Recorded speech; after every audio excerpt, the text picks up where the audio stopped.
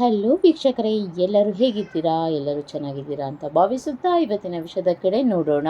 ಹೌದು, ನಿಮ್ಗೆಲ್ಲರಿಗೂ ಗೊತ್ತಿರುವ ಪ್ರಕಾರ BPL ಕಾರ್ಡ್ ರದ್ದಾಗ್ತಾ ಇದೆ ಅಲ್ವಾ? ಸೊ ಯಾವ ಕಾರಣಕ್ಕೆ ನಿಮ್ಮ BPL ಕಾರ್ಡ್ ರದ್ದಾಗ್ತಾ ಇದೆ ಅನ್ನುವ ಸಂಪೂರ್ಣವಾದ ಮಾಹಿತಿ ವೀಕ್ಷಕರೇ. ಮೊದಲನೇದಾಗಿ BPL ಕಾರ್ಡ್ ಪಡೆಯಲು ಹೊಸ ರೂಲ್ಸ್, ಹೊಸ ಮಾನದಂಡನೆಗಳು ಯಾವ್ದು ನೋಡೋಣ ಬನ್ನಿ. ವಾರ್ಷಿಕ ಆದಾಯ 2.8 ಲಕ್ಷ ಮೇಲಿರಬಾರದು. ಕರ್ನಾಟಕದ ನಿವಾಸಿ ಆಗಿರಬೇಕು. ಇನ್ಕಮ್ ಟ್ಯಾಕ್ಸ್ ಆದಾಯ ತೆರಿಗೆ ಪಾವತಿಸಿರಬಾರದು. ಸರ್ಕಾರಿ ಕೆಲಸದಲ್ಲಿ ಇರಬಾರದು.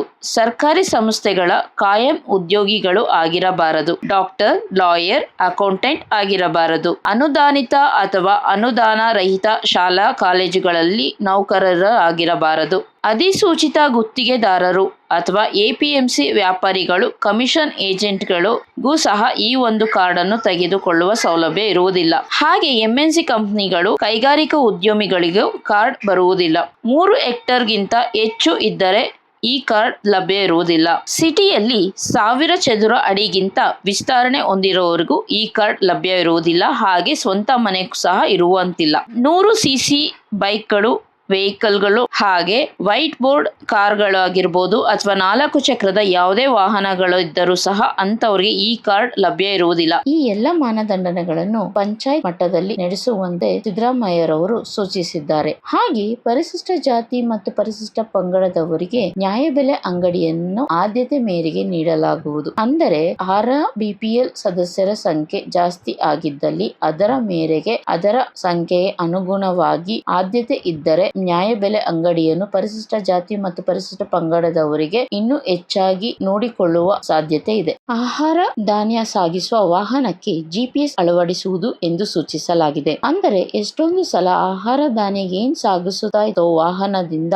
ನಮ್ಮ ನ್ಯಾಯಬೆಲೆ ಅಂಗಡಿಗೆ ಬರೋಕ್ಕಿಂತ ಮುಂಚೆನೆ ಎಷ್ಟೊಂದ್ ಸತಿ ಕಳ್ಳತನ ಆಗ್ತಾ ಇತ್ತು. ಆ ಒಂದು ನಿಟ್ಟಿನಲ್ಲಿ ಈ ಒಂದು GPS ಅಳವಡಿಸಬೇಕೆಂದು ಸಹ ಸೂಚಿಸಲಾಗಿದೆ. ಹಾಗೆ ಅನರ್ಹ BPL ಕಾರ್ಡ್ಗಳನ್ನು ರದ್ದುಪಡಿಸಬೇಕು. ಹಾಗೆ ಅರ್ಹ BPL ಕಾರ್ಡ್ ಬಿಟ್ಟು ಹೋಗಿದ್ದರೆ ಅವರನ್ನು ಸಹ ಲೀಸ್ಟ್ಗೆ ಸೇರಿಸಬೇಕು ಎಂದು ಮುಖ್ಯಮಂತ್ರಿ ಸಿದ್ದರಾಮಯ್ಯರವರು ಆಹಾರ ಇಲಾಖೆಗೆ ಸೂಚಿಸಲಾಗಿದೆ. ಆಹಾರ ಸರಬರಾಜು ಮತ್ತು ಗ್ರಾಹಕರ ಇಲಾಖೆಗೆ ಪರಿಶೀಲನಾ ಸಭೆ ನಡೆಸಿದರು. ಈ ವೇಳೆ ಹಲವು ಅಂಶಗಳನ್ನು ಚರ್ಚೆ ಮಾಡಲಾಗಿದೆ. ಅದು ಯಾವುದು ಅಂತ ಹೇಳಿದ್ರೆ, ರಾಜ್ಯದಲ್ಲಿ ಅನರ್ಹ BPL ಕಾರ್ಡ್ಗಳನ್ನು ರದ್ದು ಮಾಡಬೇಕು. ಆದರೆ ಅರ್ಹ BPL ಕಾರ್ಡ್ ಹೊಂದಿರುವವರಿಗೂ ಯಾವುದೇ ಸಹ ಸಮಸ್ಯೆ ಆಗಬಾರದು. BPL ಕಾರ್ಡ್ ಅರ್ಜಿಗೆ ಈಗಾಗಲೇ ಹಾಕಿರುವವರನ್ನು ಸಹ ಪರಿಶೀಲನೆ ಮಾಡಿ ಅವರು ಏನಾದರೂ ಅರ್ಹರಿದ್ದರೆ BPL ಕಾರ್ಡ್ ಅನ್ನು ಕೊಡತಕ್ಕದ್ದು. ಹೊಸ ಅರ್ಜಿಗಳನ್ನು ಯಾರಾದರೂ ಹಾಕಬೇಕೆಂದು ಯೋಚನೆ ಮಾಡುತ್ತಿದ್ದರೆ ಈ ಕೂಡಲೇ ಹೊಸ BPL ಕಾರ್ಡ್ಗೆ ಅರ್ಜಿಯನ್ನು ಸಲ್ಲಿಸಬಹುದು. ಹಾಗೆ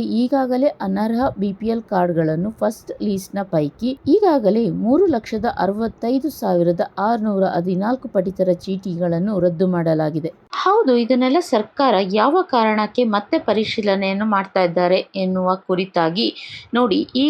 ಆಗಲೇ ನಿಮಗೆ ಗೊತ್ತಿರುವ ಪ್ರಕಾರ ರಾಜ್ಯ ಸರ್ಕಾರ ಪಂಚ ಗ್ಯಾರಂಟಿಗಳನ್ನು ಆಗ್ಲೇ ಕೊಡ್ತಾ ಇದ್ದು ಇದುವರೆಗೂ 97,813 ಕೋಟಿ ರುಗಳನ್ನು ಅನುದಾನವನ್ನು ವೆಚ್ಚ ಮಾಡಲಾಗಿದೆ. ಇದರಲ್ಲಿ ಗೃಹಲಕ್ಷ್ಮಿ ಯೋಜನೆಗೆ 1.24 ಕೋಟಿ ಫಲಾನುಭವಿಗಳಿಗೆ 50.5 ಕೋಟಿಯನ್ನು ವೆಚ್ಚ ಮಾಡಲಾಗಿದೆ. ಗೃಹ ಜ್ಯೋತಿಗೆ 1.64 ಕೋಟಿ ಫಲಾನುಭವಿಗಳಿಗೆ 18,139 ಕೋಟಿಯಷ್ಟು ವೆಚ್ಚ ಮಾಡಲಾಗಿದೆ. ಹಾಗೆ ಯುವ ನಿಧಿಗೆ 2.55 ಲಕ್ಷ ಫಲಾನುಭವಿಗಳಿದ್ದು ಅದರಲ್ಲಿ 6.23 ಕೋಟಿಯಷ್ಟು ವೆಚ್ಚ ಮಾಡಲಾಗಿದೆ. ಹಾಗೆ ಶಕ್ತಿ ಯೋಜನೆಗೆ 544 ಕೋಟಿಯಷ್ಟು ಫಲಾನುಭವಿಗಳಿದ್ದು ಹಾಗೆ ಅದರಲ್ಲಿ 13,903 ಕೋಟಿಯಷ್ಟು ವೆಚ್ಚ ಮಾಡಲಾಗಿದೆ. ಅನ್ನಭಾಗ್ಯದ ಅಡಿ 72.02 ಕೋಟಿ ಅಷ್ಟು ಫಲಾನುಭವಿಗಳಿದ್ದು ಅದರಲ್ಲಿ 11,821.17 ಕೋಟಿಯಷ್ಟು ಹಣವನ್ನು ವೆಚ್ಚ ಮಾಡಲಾಗಿದೆ. ಹಾಗೆ